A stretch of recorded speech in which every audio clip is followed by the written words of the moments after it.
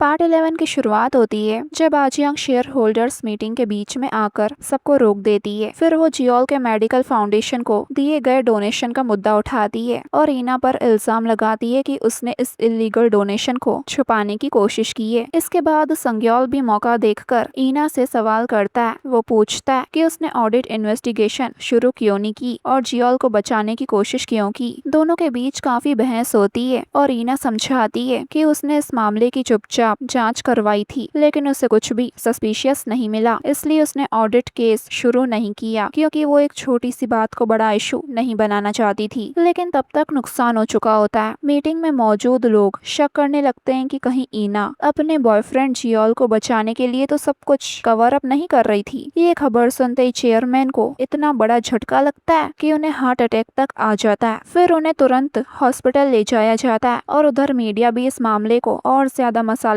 बनाकर दिखाने लगती है, जिससे कंट्रोवर्सी और बढ़ जाती है। अब इस सिचुएशन को देखते हुए टीम 3 फैसला करती है कि वो फिलहाल चुप रहेंगे और अपने काम पर ध्यान देंगे और इस केस के बारे में कोई बात नहीं करेंगे। वैसे इसी दौरान डाय ईना का सपोर्ट करती है। वो इशारों में सबको समझा देती है कि उसे पता है कि उनकी बॉस ईना असल में किसे डेट कर रही है और वो इंसान जियोल नहीं है, लेकिन वो उन्हें ये नहीं बताती कि वो कीजुन है। साथ ही कीजुन को ईना की बहुत चिंता हो रही होती है क्योंकि पूरा दिन संग्योल की टीम उससे बार बार पूछताछ करके परेशान करती रहती है, लेकिन ईना बार बार यही कहती है कि वो बिल्कुल बेकसूर है और उसने कुछ गलत नहीं किया। लेकिन उसकी ये बात संग्योल को और भी ज्यादा गुस्सा दिला देती है। फिर संग्योल जियोल के पास आता है और उससे खुद सख्त पूछताछ करता है, लेकिन जियोल पूरी तैयारी के साथ आता है और डोनेशन से जुड़े सारे लीगल डॉक्यूमेंट्स और सबूत सामने रख देता है। सब कुछ कानूनी और सही साबित होने के बाद संग्योल के पास उसके खिलाफ कोई मजबूत केस नहीं बचता। इस तरह जियोल अपने भाई की उसे फंसाने या नीचा दिखाने की कोशिश को नाकाम कर देता है। तो वहीं इसी बीच ये स्कैंडल सोशल मीडिया पर और भी ज्यादा वायरल हो जाता है। लोग तरह तरह की बातें करने लगते हैं और कई जर्नलिस्ट ईना से कांटेक्ट करके उसका साइड जानने की कोशिश करते हैं और उन्हीं में से एक रिपोर्टर जिसका नाम डेगुन है, वो भी ईना के पास आकर उससे इंटरव्यू लेने की कोशिश करता है, लेकिन ईना उसे सीधा मना कर वहाँ से जाने लगती है। तो रिपोर्टर उसके होम टाउन की बात छेड़ते हुए कहता है कि सुना है तुम वहाँ काफी फेमस थी, एक स्मार्ट प्रिटी स्टूडेंट, लेकिन जिसकी फैमिली सिचुएशन काफी उलझी हुई और मुश्किल थी। लेकिन ईना तब भी उससे बात करने से साफ इनकार कर देती है और वहाँ से चली जाती है। फिर ईना जब पार्किंग लॉट की तरफ आती है तब वो देखती है कि वहाँ काफी सारे रिपोर्टर्स उसका ही इंतजार कर रहे हैं। तभी कीजन सही टाइम पर आता है और ईना को अपनी कार में बैठाकर वहाँ से ले जाता है और फिर वो उसके दिन के बारे में पूछता है कि कहीं उन लोगों ने तुम्हें ज्यादा परेशान तो नहीं किया। वैसे भले ही ईना अंदर से काफी मुश्किल वक्त से गुजर रही हो, फिर भी वो सबके सामने खुद को मजबूत दिखाने की कोशिश करती है। लेकिन कीजन उसकी असली हालत समझ जाता है। उसे पता चल जाता है कि ईना जितनी स्ट्रांग दिख रही है अंदर से उतनी ही परेशान और दुखी है। फिर वो उसे उसके घर ड्रॉप करता है, लेकिन तभी उसकी नजर ईना के घर के नीचे खड़े कुछ रिपोर्टर्स पे पड़ती है। तो कीजन जल्दी से ईना को वापस अपनी कार में बैठाता है और वहाँ से निकल जाता है, लेकिन रिपोर्टर डागोन उन्हें वहाँ से जाते हुए देख लेता है और वो चुपके से ईना और कीजन का पीछा करता है। जब दोनों कीजन के घर पहुँचते हैं तो वो उनकी साथ वाली फोटोज खींच लेता है ताकि उनके रिलेशनशिप का सबूत मिल सके और एक बड़ी न्यूज बना सके। वैसे असल में कीजन और ईना के साथ होने का कोई गलत मतलब नहीं था। कीजन बस ईना को उन रिपोर्टर से बचाने की कोशिश कर रहा था जो ऑफिस से लेकर उसके घर तक पहुंच गए थे। खैर, कीजन के घर दोनों साथ में डिनर करते हैं। खाना खाते हुए बातचीत का माहौल थोड़ा हल्का हो जाता है और कीजन अपनी बहनों के बारे में बात करने लगता है। वो ईना को अपने परिवार और बहनों से जुड़ी कुछ बातें बताता है, जिससे दोनों के बीच और भी ज्यादा कंफर्ट और अंडरस्टैंडिंग बढ़ जाती है। फिर अगली सुबह डागोन एक धमाकेदार आर्टिकल पब्लिश कर देता है। इस आर्टिकल में वो ईना की पर्सनल लाइफ को सबके सामने ला देता है, ये खुलासा करते हुए कि वो एक अफेयर से पैदा हुई चाइल्ड है। साथ ही वो ईना और कीजन के रिलेशनशिप का भी जिक्र कर देता है। ये आर्टिकल देखकर कीजन का गुस्सा फूट पड़ता है। उसे लगता है कि डागोन ने सिर्फ न्यूज के लिए ईना की प्राइवेट लाइफ को बेरहमी से पब्लिक कर दिया है। अब गुस्से में बाहर आकर कीजन कंपनी के रिसेप्शन एरिया में डागोन को ढूंढ निकालता है और दोनों के बीच तीखी बहस शुरू हो जाती है, जो देखते ही देखते हाथापाई और लड़ाई में बदल जाती है। तो वहीं ईना को आजियांग से पता चलता है कि कीजन को अरेस्ट कर लिया गया है। वैसे आजियांग का अंदाज हमेशा की तरह कड़वा और ताना मारने वाला होता है, लेकिन ये खबर सुनते ही ईना तुरंत पुलिस स्टेशन जाने के लिए निकलती है। तो वहीं लड़ाई के बाद कीजन और डागोन दोनों पुलिस पुलिस स्टेशन में बैठे होते हैं, लेकिन वहाँ भी उन दोनों में से कोई भी पीछे हटने को तैयार नहीं होता और दोनों सेटलमेंट करने से भी मना कर देते हैं। खासकर कीजुन इस बात से बहुत ज्यादा गुस्से में होता है कि डागुन ने अपने आर्टिकल में ईना के पुराने जख्मों और दर्दनाक पर्सनल हिस्ट्री को सेंसेशनल न्यूज बनाने के लिए इस्तेमाल किया। उसे लगता है कि ईना के ट्रॉमा को लोगों की क्यूरियोसिटी और हेडलाइंस के लिए वेपन की तरह यूज किया गया है। इस वजह से कीजन और भी ज्यादा प्रोटेक्टिव हो जाता है। वो ठान लेता है कि चाहे जो भी हो जाए वो ईना का साथ नहीं छोड़ेगा और आखिरी दम तक उसकी हिफाजत करेगा और उसके लिए लड़ता रहेगा। तभी ईना वहाँ पहुंचकर कीजन की छुपकर सारी बातें सुन लेती है और ये जान पाती है कि वो उसकी इज्जत और उसके दर्द की हिफाजत के लिए लड़ रहा है और कीजन का ये प्रोटेक्टिव नेचर उसके दिल को छू जाता है। अब जैसे ही कीजन पुलिस स्टेशन से निकल के घर लौटता है तो ईना उसका प्यार से स्वागत करती है और पता चलता है कि उसने उसके लिए टॉफू तैयार किया है, क्योंकि कोरियन कल्चर में पुलिस स्टेशन या जेल से बाहर आने वाले इंसान को टॉफू खिलाना एक तरह की परंपरा मानी जाती है। फिर ईना उसके जख्मों पर दवा लगाती है और उसकी केयर करती है और दिल से उसका शुक्रिया अदा करती है कि उसने हर हाल में उसका साथ दिया और थोड़ी शाबाशी भी दे देती है कि उसने उस रिपोर्टर को अच्छा सबक सिखाया। फिर थोड़ी देर बाद जब ईना वहाँ से अपने घर जाने की बात करती है तो कीजन उसे रोक लेता है, क्योंकि वो नहीं चाहता है कि ये खास पल इतनी जल्दी खत्म हो जाए। इसलिए वो ईना को मना लेता है कि दोनों साथ मिलकर क्रिसमस ट्री डेकोरेट करें। फिर वो दोनों मिलकर कुछ फोटोज क्लिक करके उस क्रिसमस ट्री पर सजा लेते हैं और ये पहला क्रिसमस ट्री होता है जो ईना ने अपनी लाइफ में खुद सजाया था। तो कीजन उससे वादा करता है कि वो दोनों मिलकर हर साल क्रिसमस साथ में मनाएंगे और अभी दोनों सारी परेशानियां भूल के ये मोमेंट एंजॉय करते हैं। फिर अगले दिन दिखाते हैं कि कीजन की तीनों बहनें ईना को मिलने के लिए बुलाती है, क्योंकि ईना के आर्टिकल रिलीज होने के बाद कीजन के साथ क्या हुआ ये उन्हें पता चल चुका था और वो तीनों अपने छोटे भाई को लेके बहुत चिंता में होती है। और अब क्योंकि कीजन अपनी बहनों को सही तरीके से कुछ बता नहीं रहा था, इसलिए वो ईना पर सवालों की बौछार करना शुरू कर देती है और उससे जानने की कोशिश करती है। फिर वो तीनों बहनें ये भी बताती है कि कीजन आज तक कभी भी ऐसे लड़ाई में नहीं पड़ा है और वो ईना से पूछती है कि क्या कीजन को जॉब से निकाल दिया जाएगा या उस पर डिसिप्लिनरी कमेटी बैठाई जाएगी, लेकिन ईना कुछ नहीं कह पाती। तो वो तीनों कीजन को बचाने के लिए ईना से मदद मांगती है। फिर ऑफिस में आने के बाद ईना देखती है कि कीजन को भी अब इन्वेस्टिगेशन के लिए ले जाया जा रहा है। अब ईना के दिमाग में आजियांग की बात घूमने लगती है, वही जब उसने कहा था कि कीजन धीरे धीरे टूट रहा है। अब ईना को डर सताने लगता है कि कहीं आजियांग की बात सच तो नहीं। वो देखती है कि कैसे कीजन को उसकी वजह से हर मुश्किल और कंट्रोवर्सी का सामना करना पड़ रहा है और उसे उसकी फिक्र होने लगती है कि कहीं ये सब उस बेचारे पर बहुत ज्यादा भारी न पड़ जाए। उसे लगता है कि अगर ये सब कंट्रोवर्सी ऐसे ही चलती रही तो कीजन का और ज्यादा नुकसान होगा, इसलिए वो उसकी हिफाजत के लिए सारा इल्जाम अपने सर लेने का फैसला कर लेती है। लेकिन प्रेस कॉन्फ्रेंस से पहले वो कीजन को फोन करती है और सच बता देती है। वो कहती है कि वो ये सब सिर्फ उसे बचाने के लिए कर रही है, क्योंकि वो उससे बहुत प्यार करती है। ये सुनते कीजन भी अपने दिल की बात कह देता है। वो पहली बार खुलकर ईना से अपने प्यार का इजहार करता है और बताता है कि वो भी उससे उतना ही प्यार करता है। फिर ईना एक प्रेस कॉन्फ्रेंस बुलाती है और सबके सामने ये दावा करती है कि उसने अपनी पोजीशन और पावर का गलत इस्तेमाल किया था और साथ ही वो ये भी कहती है कि उसने ही कीजन का यूज करके जियोल को बचाने की कोशिश की थी। फिर इसके बाद दिखाते हैं कि 3 महीने गुजर जाते हैं और पता चलता है कि ईना को कंपनी के लॉजिस्टिक सेंटर में ट्रांसफर कर दिया गया होता है। पहली नजर में लगता है कि ये उसके लिए एक पनिशमेंट पोस्टिंग है, लेकिन बाद में पता चलता है कि असल में उसने खुद सियोंग से रिक्वेस्ट की थी कि उसे वहाँ भेजा जाए। दरअसल उसका असली मकसद संग्योल की एक्टिविटीज पर नजर रखना था और पता लगाना था कि उनके पीठ पीछे वो क्या चाले चल रहा है। हालांकि ईना के बारे में फैली हुई अफवाहें अभी भी खत्म नहीं हुई है। लोग अब भी उसकी पर्सनल लाइफ और पुराने स्कैंडल की बातें करते रहते हैं, लेकिन ईना इन सब बातों को नजरअंदाज करके अपने मिशन और काम पर ध्यान देने की कोशिश करती है। वो इतनी ज्यादा अपने काम में डूब जाती है कि अपने बीमार डैड के कॉल्स तक इग्नोर करने लगती है, क्योंकि उसके पुराने जख्म अभी भी ताजा होते हैं। इसी दौरान पता चलता है कि इन्वेस्टिगेशन पूरी होने के बाद प्रोसिक्यूशन ये फैसला करती है कि जियोल पर लगाए गए सारे आरोप बेबुनियाद थे। उसे हर मामले में बेकसूर पाया जाता है। इसके बाद जियोल एक बड़ा फैसला लेता है। वो कंपनी की पावर स्ट्रगल और सारी पॉलिटिक्स से दूर होकर अपनी माँ पर ध्यान देने का सोचता है और कंपनी छोड़ने का फैसला कर लेता है। साथ ही वो अपनी पत्नी को भी आखिरकार डिवोर्स के लिए मना लेता है। यह फैसला उसके लिए आसान नहीं होता, क्योंकि डिवोर्स के बाद बाद उसे लगभग सब कुछ छोड़ना पड़ेगा। उसके पास कुछ खास नहीं बचेगा। फिर भी जियोल इस बात को कबूल कर लेता है क्योंकि उसके लिए पैसा और स्टेटस से ज्यादा जरूरी अपनी जिंदगी को नए सिरे से शुरू करना और अपनी माँ के साथ वक्त बिताना था। उधर हेमो कंपनी में हालात और भी मुश्किल होते जा रहे होते। नए मैनेजमेंट और संग्योल के कंट्रोल में आने के बाद कंपनी का माहौल काफी सख्त हो जाता है। फिर मीटिंग में संग्योल एक बहुत ही स्ट्रिक्ट फैसला लेता है। वो सियोंग को ऑर्डर देता है कि कंपनी में बदलाव की शुरुआत करो और कम से कम 1,50,000 एम्प्लॉइज को नौकरी से निकाल दो। सबसे हैरानी की बात ये होती है कि वो सियोंग से कहता है कि ये काम ऐसे तरीके से किया जाए जो कानूनी तौर पे सही हो, लेकिन फिर भी कंपनी अपना टारगेट पूरा कर ले। ये ऑर्डर सुनकर सियोंग मुश्किल सिचुएशन में फंस जाती है क्योंकि एक तरफ उसे अपने बॉस का हुक्म मानना है और दूसरी तरफ इतने सारे लोगों की जॉब्स दांव पर लगी हुई है। वैसे इसी दौरान दिखाते हैं कि टीम 3 को कीजुन की काफी चिंता रहती है। उन्हें लगता है कि स्कैंडल और पिछले कुछ महीनों के इंसिडेंट के बाद वो अकेला और परेशान होगा, लेकिन उन्हें क्या पता था कि कीजुन और ईना अब भी सीक्रेटली रिलेशनशिप में हैं और दोनों चुपचाप मिलते रहते हैं और साथ मिलकर संग्योल की एक्टिविटीज की जांच भी कर रहे होते हैं। भले ही उनके सामने बहुत ही मुश्किलें खड़ी हो, अफवाहें, कंपनी पॉलिटिक्स और संग्योल की साजिशें, फिर भी ये सब उनके रिश्ते को कमजोर नहीं कर पाता। उल्टा हर नई चुनौती के साथ वो दोनों एक दूसरे के और करीब आ जाते हैं, एक दूसरे पर भरोसा करते हैं और मिलकर हर मुश्किल का सामना करते हैं। और फिर फाइनली समय के साथ ईना को एक बहुत ही अहम सबूत मिल जाता है। उसे पता चलता है कि संग्योल जानबूझकर हेमो की सब्सिडरी कंपनीज को नुकसान पहुंचाने की कोशिश कर रहा है और इस बार उसकी साजिश हेमो ट्रांसपोर्टेशन को टारगेट कर रही होती है। वो वहाँ की मशीन्स के लिए पुराने और घिसे पिटे पार्ट्स भेज रहा होता है ताकि मशीन्स खराब हो जाए और कंपनी को नुकसान उठाना पड़े, यानी वो अंदर ही अंदर कंपनी को सबोटेज कर रहा होता है। ये सबूत मिलते ही ईना तुरंत कीजुन को फोन करती है और उसे अपनी इन्वेस्टिगेशन के बारे में बताती है। तो वहीं फोन पर कीजुन उसे एक बुरी खबर शेयर करता है। वो बताता है कि ग्वांगिल, संगता और युनक्यू पर कंपनी की तरफ से इतना प्रेशर डाला जा रहा है कि उन्हें अर्ली रिटायरमेंट लेने के लिए मजबूर किया जा रहा है। अब दोनों को समझ आ जाता है कि संग्योल की प्लानिंग सिर्फ कंपनी की सब्सिडरीज को नुकसान पहुंचाने तक सीमित नहीं है, बल्कि वो पुराने और वफादार एम्प्लॉयज को भी धीरे धीरे बाहर निकाल रहा है। फिर कीजुन ईना को टीम 3 के साथ ड्रिंक्स के लिए बुलाता है। फिर रात को दिखाते हैं कि ईना अपने इन्वेस्टिगेशन और काम में बिजी होने की वजह से थोड़ी देर से पहुंचती है और उसके आने से पहले कीजुन टीम का हौसला बढ़ाने की कोशिश करता है। वो सबको समझाता है कि मुश्किल हालात के बावजूद उम्मीद नहीं छोड़नी चाहिए और मिलकर लड़ना चाहिए। फिर जब ईना वहां पहुंचती है तो कीजुन उसे लेने रेस्टोरेंट के बाहर आता है, लेकिन वो दोनों एक दूसरे में